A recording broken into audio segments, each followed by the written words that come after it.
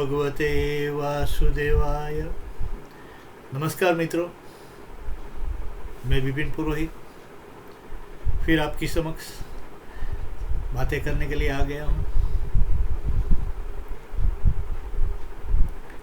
विषय चल रहा है ईश्वर दर्शन का।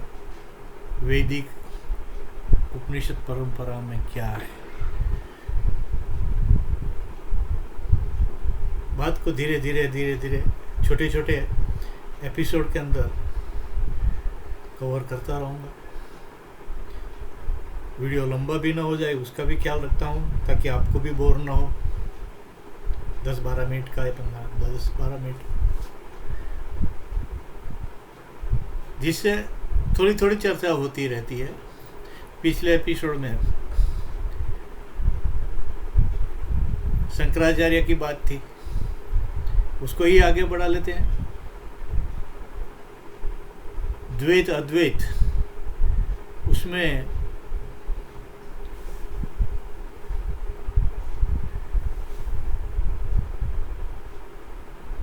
श्रीमद् शंकराचार्य अद्वैतवादी, उसकी विचारधारा में अद्वैत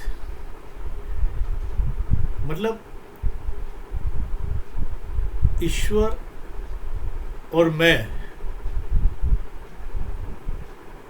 भिन्न नहीं है, एक ही है। अद्वैतवाद उसको ही बोला जाता है। द्वैत में तो भक्त और भगवान दोनों की भूमिका अलग अलग है, दो, तभी जाके उसको द्वैत बोला जाता है। द्वैत में भक्त और भगवान। अद्वैत में क्या है?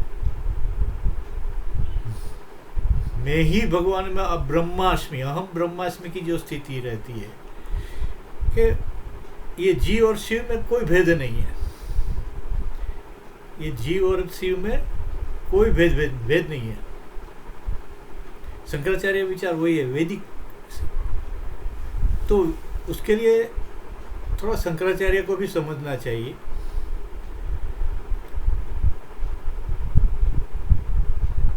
जब शंकराचार्य का आगमन हुआ, वो टाइम में समग्र भारत के अंदर बौद्ध धर्म प्रचलित थे। पूरा हिंदुस्तान के अंदर कवर कर लिया था बौद्ध धर्म ने, ऐसा ही ऑलमोस्ट। वैदिक मान्यता को बौद्ध धर्म ने क्षीण कर दिया। वैदिक संस्कृति का परिहास होने लगा और उसके अंदर राजा महाराजाओं सम्राट सब लोग थे उसके अंदर, बौद्ध धर्म में।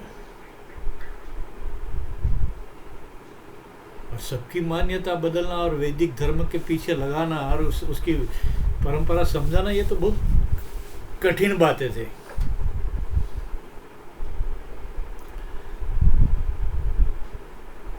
उसके लिए एक महापुरुष ने भी बलिदान दिया। आप लोगों ने भी पढ़ा होगा, कुमारिल भट्ट प्रखर विद्वान थे। वैदिक संस्कृति के लिए उसके दिल में जो आग थी, शायद किसी और में हो। कुमारिल भट्ट ने हर एक के साथ शास्त्रार्थ किया, बौद्ध धर्म के पंडितों के साथ। बहुत हम लोग स्टोरी में भी पढ़ते हैं, पिक्चर में भी देखते हैं, उसमें बहुत कुछ होता है। लेकिन मेन बात यह है कि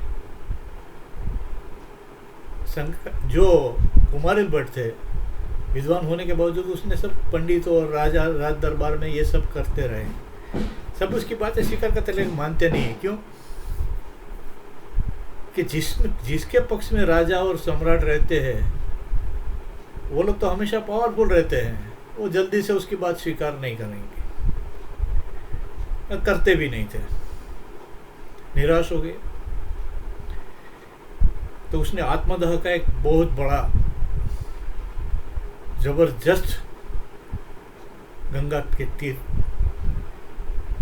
तट पर जो गेहूं का और छोटा छोटा भूसा आता है ना, जो जिसकी आग धीरे धीरे आग धीरे धीरे लगती है आँच में, बड़ा सा ढेर लगा दिया, उसके ऊपर बैठ गए और उसमें आग लगा दी।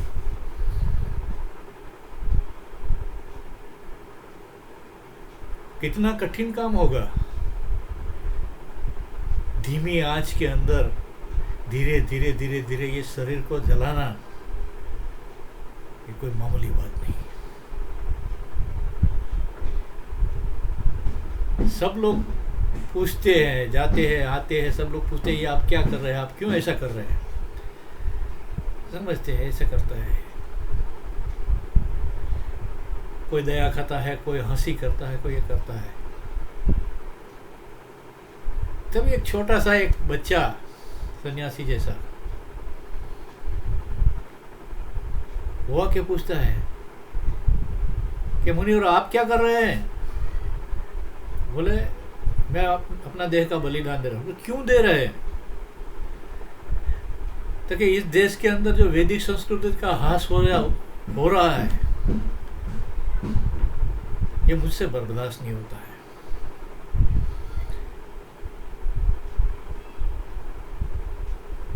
बहुत से लोगों ने यहाँ वैदिक संस्कृति की जड़ें काटने का प्रयास किया है। मैं उसके पुनरुत्थान के लिए भटक रहा था, हर एक जगह मैंने साथ साथ किया, लेकिन कुछ। तभी बच्चा बोलता है इसके लिए आपको आत्मदाह क्या करें, ये आग से आपका देह को कितना कष्ट होगा। तो वो क्या बोले मालूम है आपको, इस दिल के अंदर जो वैदिक संस्कृति के प्रति जो मेरी आग है ना, वो उससे कहीं ज्यादा है, तुम नहीं समझ पाओगे कि मैं ये क्यों बलिदान दे रहा हूं। तभी वो बच्चा बोलता है अगर आप इतना बड़ा बलिदान दे रहे हैं तो मैं आपको वचन देता हूं। एक छोटा बच्चा, मैं आपको वचन देता हूं कि भारतवर्ष के अंदर वैदिक संस्कृति का पुनरुद्धार मैं करके ही रहूंगा, ये मेरा वचन है। आप शांति से अपना देह त्याग कीजिए। वो बच्चा और कोई नहीं, श्रीमद् आद्य शंकराचार्य थे। जब उसने कुमारिल भट्ट का जो बलिदान था, और उसने कुमारिल भट्ट ने क्या क्या किया था उसका सबका अभ्यास किया,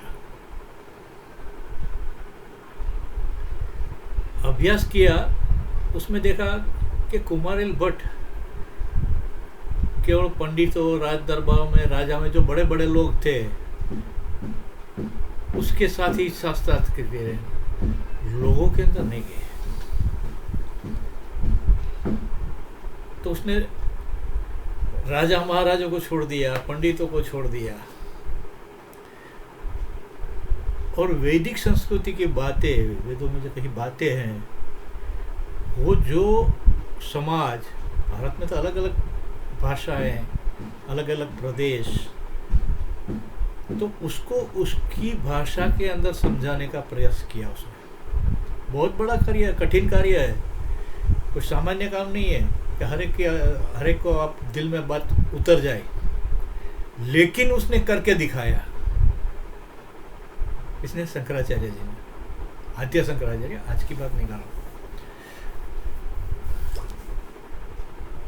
कन्या दक्षिण से लेके उत्तर तक, पश्चिम से लेके पूर्व तक उसने वैचारिक क्रांति लाई। वैदिक संस्कृति को पुनः निर्माण के लिए बहुत बड़ा यज्ञ किया।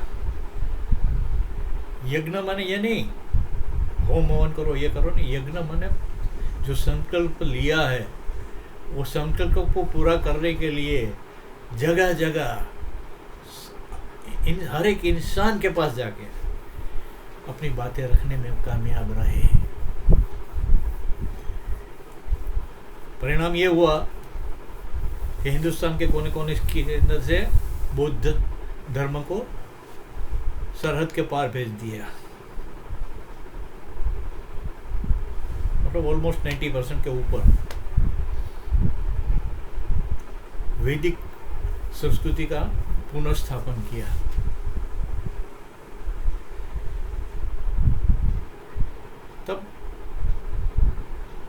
उसने सोचा कि ये विचार को हम लोग को परमानेंट रखना है तो क्या करना चाहिए। ये वैदिक विचार देश भर में स्थापित रहे, उसलिए उसने 4 मठ की स्थापना की और 4 शिष्यों को 4 शंकराचार्य बना दिया। उसको बहुत बड़ी जवाबदारी दे दी कि भाई तुमको ये करना है, जो मैंने आज तक किया है तुमको मेरे जितना घूमना नहीं है, तुम अपना प्रदेश का संभालो, जिसका तुमको एरिया जितना दिया गया है, उत्तर का, ऊपर, दक्षिण का, पूर्व का, सब जगह मतलब 4 जगह। और 4 जगह आप लोग क्या क्या करते हैं, क्या नहीं करते हैं, उसका 12 साल में हम लोग एक बार मिलते हैं, एक सेमिनार करते हैं। वो सेमिनार क्या है मालूम है आपको? कुंभ मेला, जहाँ चारों मठ के शंकराचार्य अपने अनुयायी के साथ इकट्ठा होके वैदिक संस्कृति के लिए उसने क्या क्या किया है और आगे क्या करना है, उसका संवाद, उसकी परिचर्चा, उसके लिए इकट्ठा होना, ये कुंभ का महत्व बन गया। कुंभ को नए सिरे से बराबर शंकराचार्य जी ने सोच समझ कर किया गया था।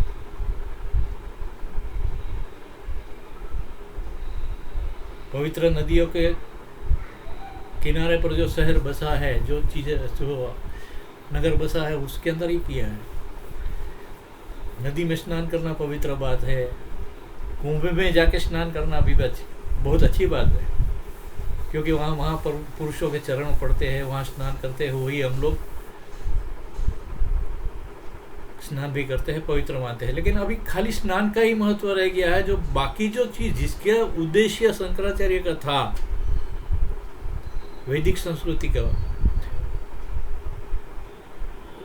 उसको कैसे प्रसार किया जाए, लोगों में समझ कैसे आगे बढ़े,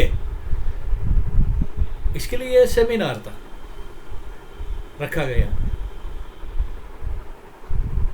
और उसके बाद क्या हुआ, कैसे ये सब ढीला हो गया, ये भी एक समझने की बात है। लगता है ये वीडियो थोड़ा लंबा हो जाएगा, इसलिए आज यही तक ख़त्म करता हूँ। अगले एपिसोड में और थोड़ी आगे बातें करेंगे। ये सब ईश्वर दर्शन की ही बात है। ऐसे वैदिक संस्कृति और पौराणिक संस्कृति के अंदर जो भिन्नता है, वो भिन्नता को कौन सी दृष्टि से हमको देखना है, वही मेरा उद्देश्य है कि अपना लॉजिक कहाँ तक काम करता है, अपना तर्क शक्ति है। हम आंख मूंद के हर एक चीज़ का विश्वास करना चाहिए, भक्ति में उसी कोई चीज़ है कि वो करनी चाहिए, लेकिन अगर समझ के साथ हम लोग करेंगे तो उसके परिणाम भी अच्छा आता है। नमस्कार।